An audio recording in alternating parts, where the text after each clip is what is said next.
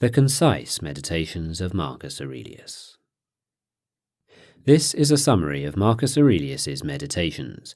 If you want to understand meditations but don't want to read it, or just want a refresher, then this is for you.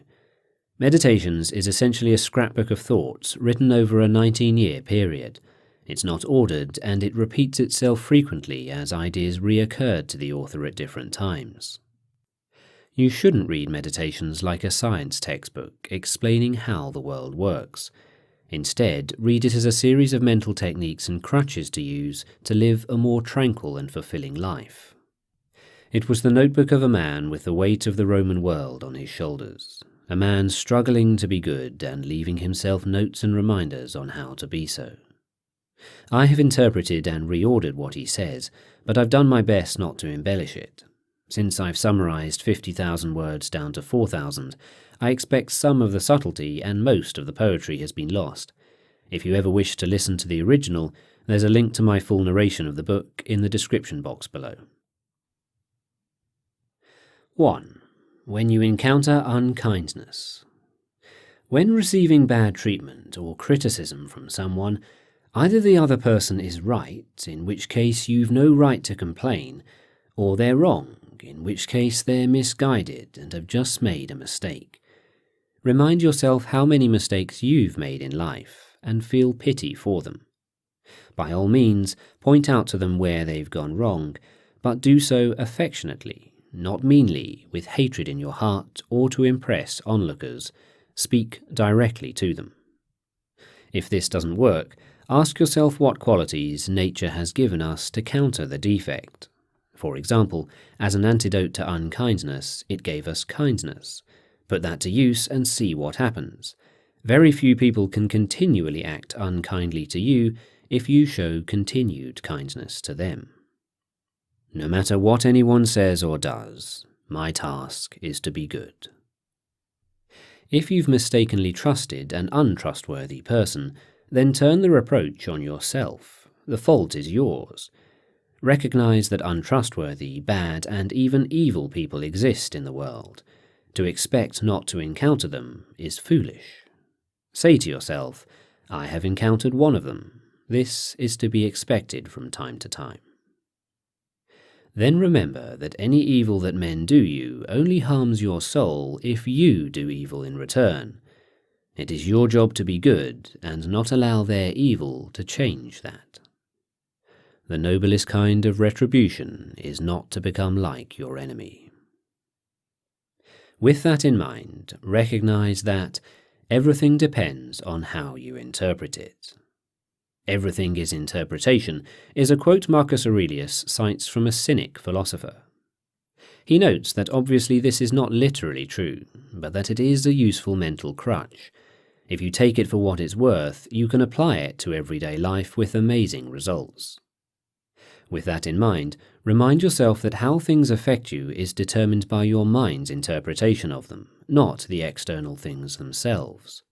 Whatever happens, you can choose how to interpret it, so choose not to feel harmed, and you haven't been. If it rains, you can choose to feel angry at the weather and pained by the sensation of the water on your clothes and body, or you can choose to feel grateful at being alive and being able to feel such sensations. How easy it is to repel and wipe away every impression which is troublesome or unsuitable, and immediately be in all tranquility. So work on gaining control of your mind to frame things positively. Ultimately, you are what you continually think, so take care which thoughts you allow to exist in your own head. Your mind will take the shape of what you frequently hold in thought, for the human spirit is coloured by such impressions. On that point, your mind should sit superior to your body and its sensations. You have a body and a mind. Your mind, your rational faculty, is the advantage you have over other animals. To follow nature means to recognize this and to make use of what nature has given you. Deep down, you already know the things you should be doing and yet are not doing them. That's because you do not have control over your mind. Whenever you determine to do something and don't do it, it's because your body has given you some reason not to. Do not allow pain, drowsiness, fever, loss of appetite to alter your behavior. When you're bothered by things like that, remind yourself, I'm giving in to pain. When you give in to these sensations, you make your mind the slave of the body, which leads to unhappiness. Endless suffering, all from not allowing the mind to do its job. Gain control of your mind. It's only by gaining control that you can begin to act virtuously, and it's only by acting virtuously that true happiness, eudaimonia, will be reached. Once you start to follow reason, the difference will be night and day. Within 10 days, you will appear a god, even to those to whom today you seem a beast or a baboon, if you return to your principles and the worship of reason. With that in mind, stay mindful and take deliberate actions. Frequently, we go through life on autopilot. Most of the things we do, we don't even think about. Enough of this. No random actions, none not based on underlying principles. Do not wander without a purpose. Act deliberately. Observe your own mind critically as if observing someone else's. In every case, ask yourself to what you are currently employing your mind. What sort of soul are you displaying? Are you acting like a child, a tyrant, an animal? What's causing you to act that way? If you can control your actions and think and act systematically, you will have an untroubled life. If you do not observe the movements of your own mind, then you will be unhappy. Further, you can find peace from external events at any time by going within your own mind. But do so briefly. Don't retreat from the world. Humanity is born for cooperation, and we are constituted for one another. Do not allow yourself to become angry with those around you, fall into hatred, or give up trying to make a positive difference in society. If you conceive of all rational beings as constituted for one cooperation, then helping other people becomes a joy and not just the right thing to do. Learn to feel affection for other people, even when they make mistakes. You can do so by recognizing they're human too, and we all make mistakes, and that before long they will die, just like you, and that we're all in this together. What's more, regardless of what they've done, they haven't really hurt you. Another mental crutch he offers is to contemplate the positive qualities of those around you. We all have different abilities and talents, and keeping theirs in mind will make you think better of them. When you need encouragement, think of the qualities the people around you have, the energy of one, the modesty of another, the generosity of a third. Keep the thought of them ready to hand. 6. Your opinion of yourself matters more than the opinion of a stranger.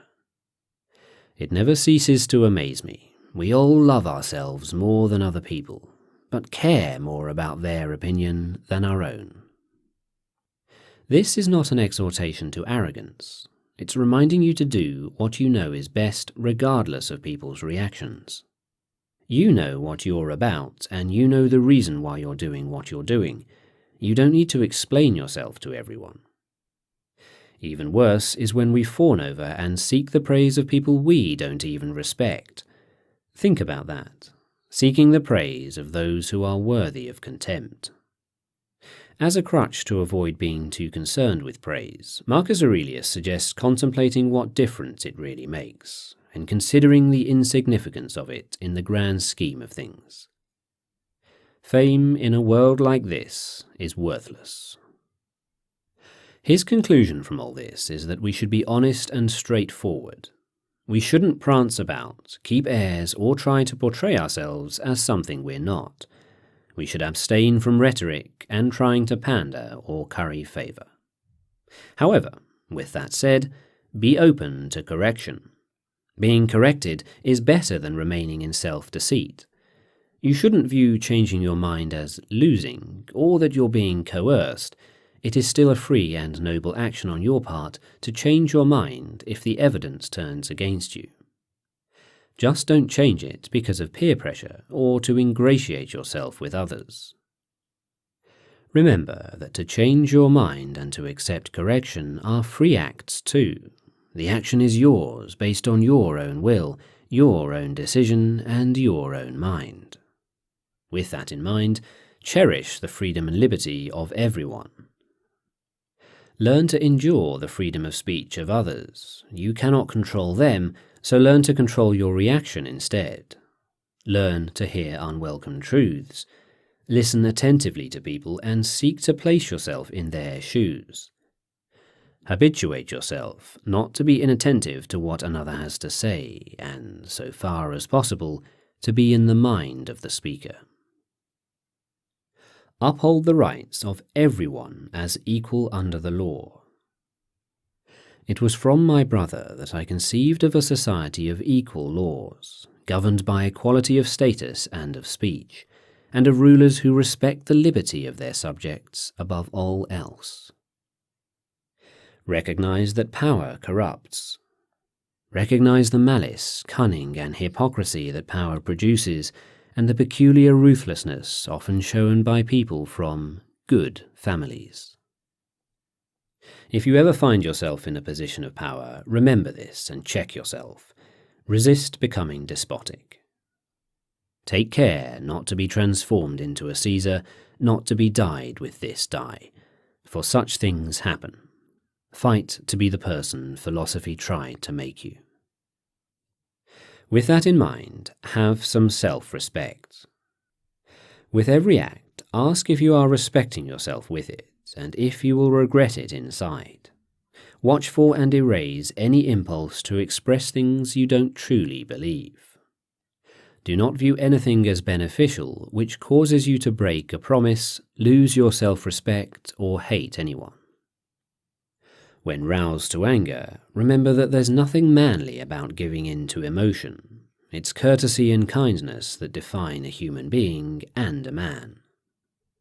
He who possesses these qualities possesses strength, nerves, and courage, not the man who is subject to fits of passion and discontent. Make yourself neither the tyrant nor slave of any man. And whatever happens, avoid complaining. Do your job without whining. If you can do the job in front of you, then do it and don't complain. And if you can't, then seek someone to help you and don't feel ashamed. But still, don't complain, not even inwardly to yourself. Frequently in life, the obstacle is the way. If something bad happens, just say, "Good. What new opportunities does this open up?" In the same vein as recognizing how your interpretation of an event can affect whether it hurts you, you can go one step further and ask how your interpretation of it can even benefit you. The mind adapts and converts to its own purposes the obstacle to our acting. The impediment to action advances action. What stands in the way becomes the way. Of course, this is still very much a mental crutch. Because had you wanted your car to break down, say, you would have broken it yourself. But now that it has, ask yourself what good you can make come from it. The obstacle becomes the way is a recognition that every event creates new possibilities, and saying to yourself, "Good," when something bad happens, and looking for the new opportunity is a far healthier way of living than complaining about it. There's a great clip from Jocko Willink linked in the video description below that nicely summarizes this. Marcus Aurelius used such mental crutches a lot. The meditations can be viewed as a series of practical psychological tricks to make life smoother. Such mental habits allow you to smile and remain happy even when things that would otherwise upset you have occurred. With that in mind, recognize that adversity is part of nature. The universe is indifferent to your existence. It will throw things at you that will rock your world.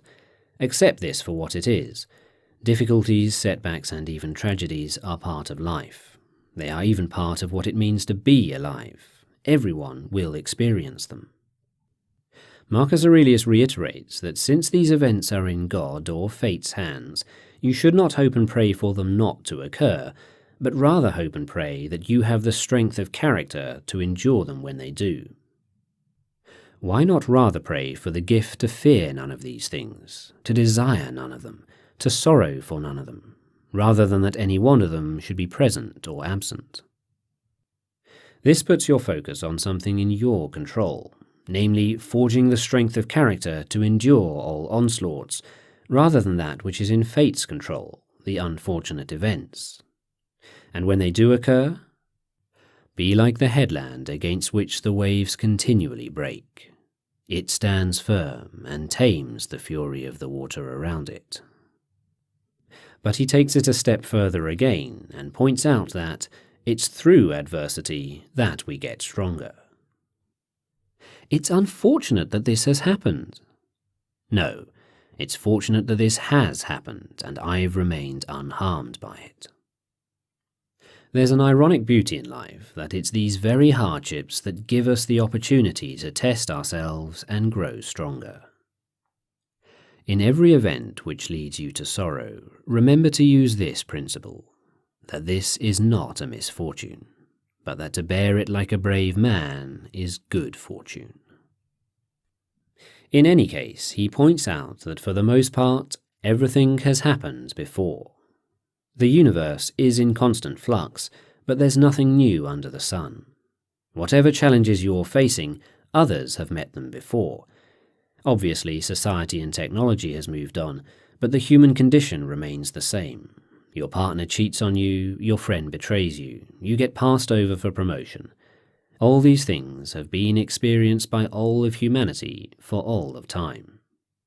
Instead of wailing against them, feeling outrage and shock, and repeating the behaviours of those before you, let petty events wash off you and turn your attention to what really matters. Keep a sense of proportion, and it will help you deal with such things. In all that happens, keep before your eyes those who experienced it before you, and felt shock and outrage and resentment at it. And now where are they? Nowhere. Is that what you want to be like? Instead of avoiding all these distracting assaults, leaving the alarms and flight to others, and concentrating on what you can do with it all. Because you can use it. Treat it as raw material. Just pay attention and resolve to live up to your own expectations in everything. And when faced with a choice, remember, our business is with things that really matter. Our business is with things that really matter. With that in mind, stay practical and deal with what's in front of you. Stop being aimless and stop allowing yourself to be distracted. Maintain an unwavering commitment and focus once a decision has been made. If you seek tranquility, do fewer things better. Do everything as if it were the last thing you were doing in your life, and stop being aimless. Stop letting your emotions override what your mind tells you. Rid yourself of unnecessary thoughts and stop letting your emotions project into the future, fabricating worries for yourself. Master them and focus them on the present, on doing the thing that is in front of you as if it were your last. Wipe away the impress of imagination. Stop being jerked like a puppet. Limit yourself to the present. Through hard practice, you can learn even the things which you despair at learning now. For any task at hand, ask yourself, why can't I endure it? You'll be embarrassed to answer. Don't focus on any physical characteristic which you cannot change, and do not allow yourself to want or pursue what is impossible. Focus instead on the virtues that are in your power to bring forth: honesty, dignity, endurance, austerity, resignation, abstinence, patience, sincerity, moderation, seriousness, magnanimity. With that in mind, focus on doing what is right and be prepared to face resistance. If it is not right, do not do it. If it is not true, do not say it. Say nothing untrue, do nothing unjust, and do not be concerned with whether people recognize you for doing so. If you choose to do a kind act, don't do it in expectation of a future reward. The acts themselves are their own rewards and what lead to a good life. True delight and stillness is to move from one unselfish action to the next. Since your job is to act with virtue, act well regardless of how people respond to it, and do not allow the bad actions of another to throw you off course. Do not expect a perfect outcome. Be happy with the smallest progress and in attempting the good act itself. In a sense, if your aim is to always attempt to act well, then even if something immovable falls in your way, you have still succeeded in that aim by attempting. Ambition means tying your well-being to what other people say or do. Sanity means tying it to your own actions. If you're in a position of authority, you may even be hated for your good actions. The important thing is that you are not dissuaded from the right course in search of applause. A king's part, to do good and to be reviled. Teach yourself to desire only to act virtuously, and do not let others hold you back. With that in mind, do your duty and despise cowardice. Stand up straight in life, don't be propped up by others, and do your duty without fear. It's like this, gentlemen of the jury. The spot where a person decides to station himself, or wherever his commanding officer stations him, well, I think that's where he ought to take his stand and face the enemy, and not worry about being killed or about anything but doing his duty. Focus more on whether what you're doing is right or wrong than on the risk it brings you. You are much mistaken, my friend, if you think that any man worth his salt cares about the risk of death and doesn't concentrate on this alone, whether what he's doing is right or wrong, and his behaviour a good man's or a bad one's. Understand that life is short and death comes to us all. That means the time for action is now. Decide once and for all to pursue justice, honesty, courage, self-control, and rational action above all else. Remind yourself how often you have put things off and procrastinated, how many chances you've been given and yet wasted. Remember, your time here is limited. You have one chance and it's running out. Stop seeking approval from others, stop putting things off. Decide today to start taking action. Not to live as if you had endless years ahead of you. Death overshadows you. While you're alive and able, be good. Once you make such a choice, you will cease your internal suffering. You suffer justly because you choose to be good tomorrow rather than today. A mental crutch Aurelius suggested was thinking of the life behind you as already dead, and that from today you're living a new, shorter life. Take this new life and live it properly. Think of yourself as dead. You have lived your life. Now take what's left and live it properly. Also, it is disgraceful for your soul to give up while your body is still going strong. As you age, the chances that you're going to be the next protege decrease. When young, you may have imagined yourself as a future savant, that you were going to turn pro, win the Olympics, or change the world with your discoveries. Don't let the fact that all that never really panned out dishearten you. You can still focus on building your character and on doing good in the world.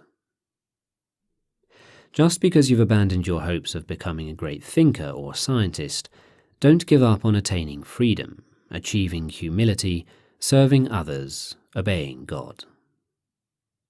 And just as you accept the limits placed on your height, accept the limits placed on your life. Death will eventually come for everyone. And fearing the future does nothing but stop us acting bravely today. With all that in mind, practice getting back on track. Life is an obstacle course, and no matter how wise you are, there will be things that will throw you off balance. When this happens, make a point of centering yourself at once before proceeding. The more you practice this, the better you will get. When jarred unavoidably by circumstances, revert at once to yourself, and don't lose the rhythm more than you can help. You'll have a better grasp of the harmony if you keep going back to it. In other words, whatever negative compulsions you've overcome, there will come a time when you fall off the wagon and revert to your old ways. Recognize when this happens and practice pulling yourself back. Don't listen to the voice that tells you to give up because today is a write-off. Not to feel exasperated or defeated or despondent because your days aren't packed with wise and moral actions, but to get back up when you fail, to celebrate behaving like a human, however imperfectly, and to fully embrace the pursuit that you've embarked on. Avoid getting distracted with pride and showing off. Not only does it detract from what you're doing, but the applause you receive is worthless anyway. Pride and outward show is an arch seducer of reason. When you think you're occupied in the weightiest business, that's when it has you in its spell. As such, in all cases, look beneath to see things for what they truly are. A method of lessening the hold things have over you is to look at them for what they really are. Expensive wine is just fancy grape juice. Purple robes, that is the robes worn by the emperor, are just wool dyed with shellfish blood. This applies not only to material things, but to actions and behaviors. Examine men's ruling principles, even those of the wise. What kind of things do they avoid or pursue? Imagine someone's soul stripped bare. What evokes their love and admiration, their vanity, etc.? Now try to imagine whether their disdain can really harm anyone, or their praise help anyone. Do you wish to be praised by a man who curses himself 3 times every hour? Do you wish to please a man who doesn't please himself? When facing their insults, hatred, or whatever, look at what sort of person they are. You will see that you don't need to strain to impress them, but you should still treat them well, as they are still human. In all cases, speak the truth as you see it, but with kindness and humility. With all that in mind, recognize material wealth is neither a good nor an evil. Wealth in and of itself is not a good or bad thing, it's how you use it. The term goods is a misnomer when used to refer to possessions. It's possible that possessing too many things can make life worse, so they are not in every case goods. Your only true goods are your virtues. Respect your own mind and prize that. Be satisfied in yourself. If you can't stop prizing other things, then you'll never be free. You'll always be envious, jealous, or afraid that someone might come and take things away from you. That said, while those who crave wealth are misguided, so are those who despise it or feel guilt at possessing it, as it has just a stronger hold over them. Better is to learn to not let it have any hold over you. Learn to make use of it when you have it, but be absolutely prepared to let it go. Use it unapologetically, but also without any arrogance. Treat what you don't have as non-existent. Look at what you have, the things you value most, and think of how much you'd crave them if you didn't have them. But be careful. Don't feel such satisfaction that you start to overvalue them, that it would upset you to lose them. With that in mind, express gratitude. Marcus Aurelius spends the entire first chapter of Meditations listing the things he's grateful for learning whilst young. Some of the things which stand out to me and which I haven't already mentioned elsewhere are that I needed to work on my own character, the government of my temper, developing a strong character, generosity, charity, and a sense of humour. The value of investing in education, enduring labour, working with my own hands, and learning to want little. Not to meddle in the affairs of others, and not to have time for slanderers. Not to busy myself with trifling things, or waste time on frivolous matters. To write simply and directly. To endure freedom of speech, and make peace with people I've fallen out with when they're ready. steadiness of purpose, self-control in not being distracted and not letting emotion cloud judgment. How to receive gifts graciously without losing self-respect or appearing ungrateful, and how to offer praise without making a display. Indifference to superficial honours. Not to use the excuse, "I'm too busy," to get out of doing things. To listen to friends' troubles, show teachers respect, and children unfeigned love. To treat people as they deserve, and possess a readiness to listen to those who have anything to propose for the common good. To refrain from nitpicking and constantly correcting people. To defer to experts when necessary. To display dignity without pretension. And finally, to stop talking about what the good man is like and just be one.